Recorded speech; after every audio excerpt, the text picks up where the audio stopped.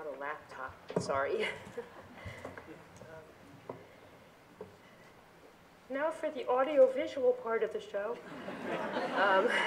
My name's Roz Chast. I'm going to read a few pages from a book I wrote called Can't We Talk About Something More Pleasant, which is a book I wrote about the last few years of my parents' lives, and it's also about their relationship with each other and their relationship with me and my relationship with either of them, and just also about this whole last part of life.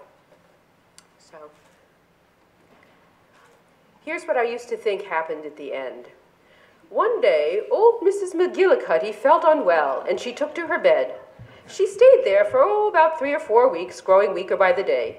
One night, she developed something called a death rattle, and soon after that she died. Rest in peace, old Mrs. McGillicuddy. What I was starting to understand was that the middle panel was a lot more painful, humiliating, long-lasting, complicated, and hideously expensive. My parents had been in pretty good health for their age. They did not have heart disease, diabetes, or cancer, but the reality was that at 95, their minds and bodies were falling apart. At the end of July, my father told my mother that he wanted to pack it in. He was tired of the work of staying alive and tired of his excruciatingly painful bed sores. My mother did not care for this defeatist attitude. I told Daddy he was coming with me to 100 if I had to drag him kicking and screaming. He entered hospice, which my mother didn't particularly approve of either. So, the hospice lady has started coming around. She's very nice, but I told her, I don't want anyone coming around with a long, sad face. I want positive thinking, not a bunch of people standing around singing Kumbaya. On the evening of October 16th, 2007, one of my dad's nurses telephoned me. Your dad is having difficulty swallowing. She gave me a list of groceries to bring the next day. When I went to the store, I picked up some ice cream sandwiches as well. They were his favorite. The next morning, I went to the place. That's what I called the assisted living place. They had put my dad in the wheelchair. I feel like I'm falling.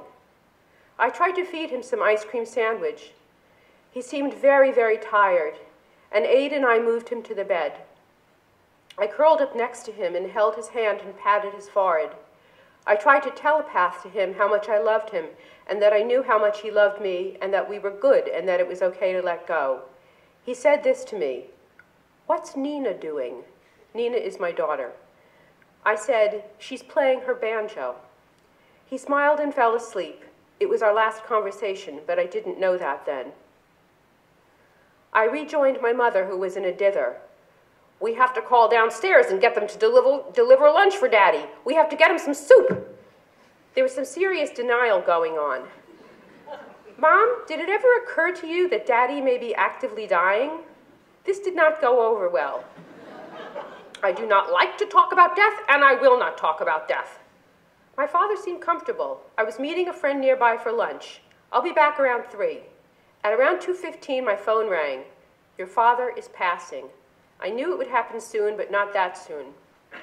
I drove back as fast as I could, but he had died 10 minutes before I arrived. Joan, the hospice nurse, told me the sequence of events, that his breathing had deteriorated, that she and my mother were by his side, that at some point my mother left the room for a minute to use the bathroom, and that's when he died. She told me that the phenomenon of a dying person choosing to die when his loved one left the room, if only for a moment, was one she had seen as a hospice nurse many, many times. She added that his death had been peaceful, that he just slipped away. I kissed his forehead, which was still slightly warm.